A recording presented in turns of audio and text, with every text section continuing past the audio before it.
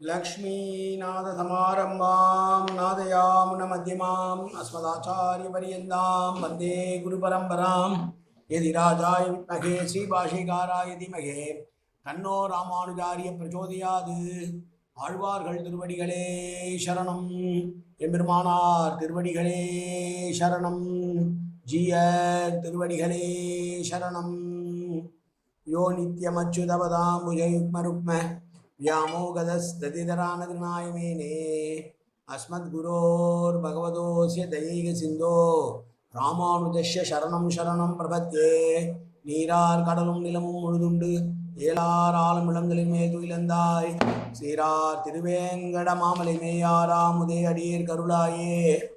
எல்லாம் அல்ல ஏழுமலையான் பெருங்கருணையால் 4000 திவ்ய பிரபந்த பாசுர பதிவேற்றுகளின் வரிசையில் இன்றைக்கு 2625வது நாள் பாசுர பதிவேற்றம். திருமங்கை ஆழ்வாரருடைய பெரிய திருமடலிலே இன்றைக்கு 18வது நாள் பதிவேற்றம். முதலிலே தனியன்.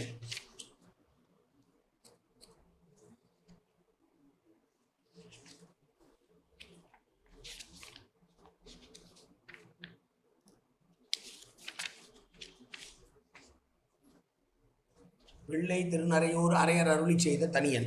பொன்னுலகில் வானவரும் பூமகளும் போற்றி செய்யும் நன்னுதலீர் நம்பி நரையூரர் மண்ணுலகில் எந்நிலைமை கண்டும் இறங்காரையாமாகில் மண்ணு மடல் ஊர்வன் வந்து. இன்றைக்கு நாம் பார்க்க இருக்கிற வரிகள் 156 170 வரைக்கும் உள்ள வரிகளிலே சொல்லப்பட்டிருக்கிற விஷயங்களை பார்க்க இருக்கிறோம். அன்னமாய் மானாய் அணிமயிலாய் ஆங்கிடையே மின்னாய் இளவே இரண்டாய் இணை செப்பாய் முன்னாய் தொண்டையாய் கெண்டை குளம் இரண்டாய் அன்ன திரு உருவம் அறியாதே என்னுடைய நெஞ்சம் அறிவும் இனவளையும் பொன்னியலும் மேகலையும் ஆங்கொழியுமே போந்தற்கு மண்ணு மறிகடலும் மார்க்கும் மதி உகுத்த இந்நிலவின் கதிரும் எந்தனக்கே வெய்து ஆகும். தன்னுடைய தன்மை தவிர நான் தான் என் கொல்லோ தென்னன் புதியில் செழும் சாந்தின் சந்திழைந்து மண்ணில் உலகை மனம் விழிப்ப வந்து ஒதுக்கும் இந்நிலம் பூத்தென்றலும் வீசும் கரி எரி எனக்கே முன்னைய பெண்ணை மேல் நாம் முள்முகரி கூட்டகத்து பின்னும் அல்லன்றில் பிடைவாய் சிறுகுரலும் என்னுடைய நெஞ்சுக்கோர் வாழாம் என் செய்கேன்.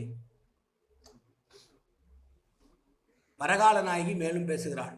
நான் பெருமாள் இருக்கிறான் என்று உள்ளே சென்று விட்டேன். பெருமாள் மட்டும்தான் இருப்பான் என்று நான் உள்ளே சென்றது தவறாகிவிட்டது. கூடவே அங்கே திருமகள் இருக்கிறாள். அவள் எப்படி இருக்கிறாள்? நடையிலே அன்னம் போல நடை உடையவள், மருண்ட பார்வையிலே மானை போலவள், சாயலிலே பார்த்தால் சிறந்த மயில் போலவள், இனிமையான மூங்கிலும் மின்னல் போன்றதான 2 தோள்களை உடையவள், பெரிய மார்பகங்களை செப்பு கலசம் போல் இருக்கிறவள், முன்னே இருக்கின்ற செவ்வாய் போன்ற இதழ்களும் கெண்டை மீன் போன்ற 2 கண்களும் உடைய அழக வடிவம் கொண்ட தாயாரானவளும் அங்கே இணைந்தே இருக்கிறாள் என்பதை நான் அறியவில்லை. அது மட்டுமல்ல, நான் மட்டும்தான் இருப்பேன் என்று சென்றால் அவளும் உள்ளத்திற்கு இருக்கிறாள். திருமகள் அங்கு வீற்றிருப்பதை பார்த்ததும் என் நெஞ்சத்திற்கு இருப்பதான அறிவும் சிறந்த கைவளையும் பொன்னாலான இடையும் மேகலையும் எல்லாம் கழன்று விழுந்தன.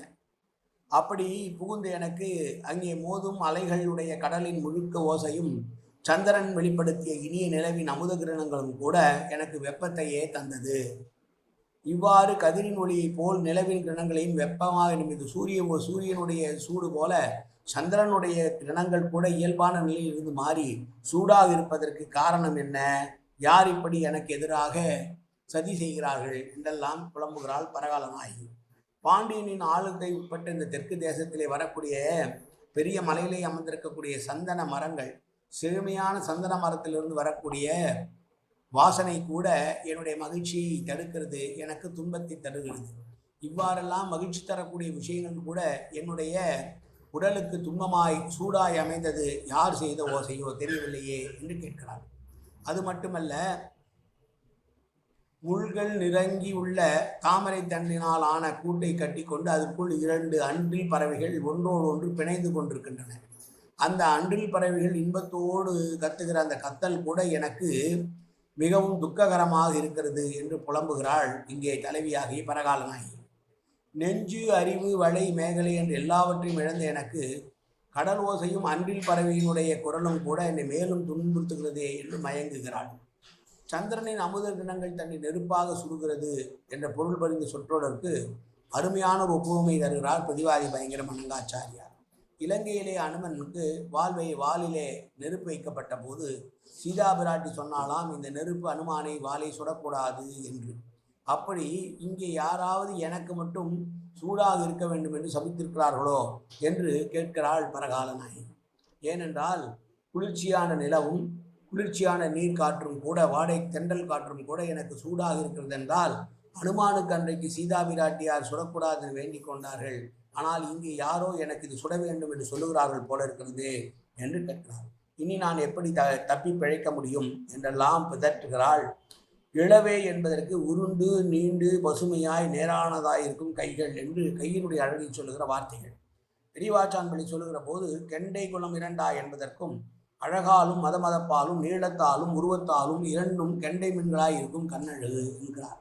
கண்ணழகை பற்றி சொல்லுகிற போது கெண்டை மீனை சொல்லுகிற போது இரண்டு கண்களும் ஒரே அளவுள்ள கெண்டை மீன்களைப் போல இருக்கிறதா. அதுவும் எப்படி இருக்கிறது? அழகு, மதமதப்பு, நீளம் ஆகிய எல்லாவற்றிலும், உருவம் ஆகிய எல்லாவற்றிலும் ஒன்றாக இருக்கக்கூடிய கெண்டை மீனே அவளுடைய கண்ணாக இருக்கிறது என்று பெரியவாச்சான் பிள்ளையுடைய வியாக்கியானம். மதி, நிலா, கதிர் என்பதெல்லாம் சந்திரனையும் அதனுடைய கிரணத்தையும் குணமான குளிர்ச்சியையும் ஒளியையும் குறிக்கக்கூடிய வார்த்தைகள். என் ஒருத்திக்கே இவ்வாறெல்லாம் சூடாக ஆவதற்கு காரணம் என்ன என்று புலம்புகிறாள் பரகாலநாயகி. பெருமாளை பார்த்தபோது திருமகள் அருகில் இருப்பதனால் எனக்கு இவ்வாறு நேர்ந்ததோ, தனிமையிலே வேண்டி செல்ல வேண்டும் என்று நினைத்த நான் தனிமையில் அவன் இல்லாமல் திருமகளோடு இருப்பதனால் எனக்கு இந்த கதி ஏற்பட்டதோ என்று புலம்புகிறாளாம் பரகாலநாயகி. மீண்டும் அந்த வரிகளை பார்ப்போம். அன்னமாய் மானாய் அணிமயிலாய் ஆங்கிடையே மின்னாய் இளவே இரண்டாய் இணை செற்பாய் முன்னாய் கொண்டையாய் கெண்டை குளம் இரண்டாய் அன்ன திரு உருவம் நின்றது அறியாதே என்னுடைய நெஞ்சும் அறிவும் இளவலையும் பொன்னியலும் மேகலையும் ஆங்கொழிய போந்தற்கு மண்ணு மடி கடலும் ஆர்க்கும் மதிவுகுந்த இந்நிலவின் கதிரும் எந்தனக்கே வெய்து ஆகும்.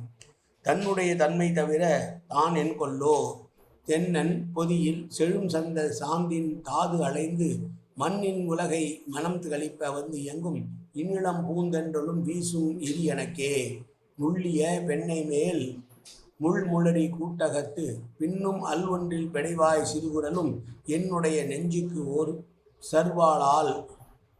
நெஞ்சுக்கோர் ஈர்வாளால் வாழாம் என் செய்கேன்.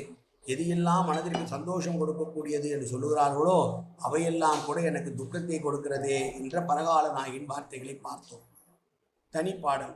என் நிலைமையெல்லாம் அறிவித்தால் எம்பெருமான் தன்னருளும் ஆகமும் தாரானேல் பின்னை போய் ஒன்றுரை நீர்வேலி உலகறிய ஊர்வன் நான் வண்டு அறை பூம்பெண்ணை மடல் மண்ணில் பொடி பூசி வண்டிரைக்கும் பூச்சூடி பெண்ணை மடல் பிடித்து பின்னே அண்ணல் திருநறையூர் நின்றபிரான் தேர்போகும் வீதி பொறும் அறையாய் செல்வம் பொலிந்து காயன வாச்சா மனசேந்திரேவா உத்யாத்தனாவா பிரகதேசுவாவாது கரோமேத்த சகலம் பரஸ்மி ஸ்ரீமன் நாராயணாயை சமர்ப்பியாமி. உடலாலும் உள்ளத்தாலும் வாக்காலும் சகலவிதமான பாவங்களும் தோஷங்களும் நிறைந்ததாய் உலகத்துடைய இருந்த போதிலும் அடியேன் செய்கிற நல்வினையோ தீவினையோ அத்தனையும் உடைய கமலமலர் பாதங்களில் சமர்ப்பிக்கிறேன் கண்ணா. காத்தருள்வாய் கண்ணா, ஏற்றுக்கொள்வாய் கண்ணா. எப்போதும் திருநாமம் கண்ணா கண்ணா கண்ணா என்ற நாவல் வருவதற்கு அன்புவாய் கண்ணா. சர்வத்திர கோவிந்தநாம சங்கீர்த்தனம். கோவிந்தா கோவிந்தா கோவிந்தா கோவிந்தா கோவிந்தா கோவிந்தா கோவிந்தா கோவிந்தா கோவிந்தா.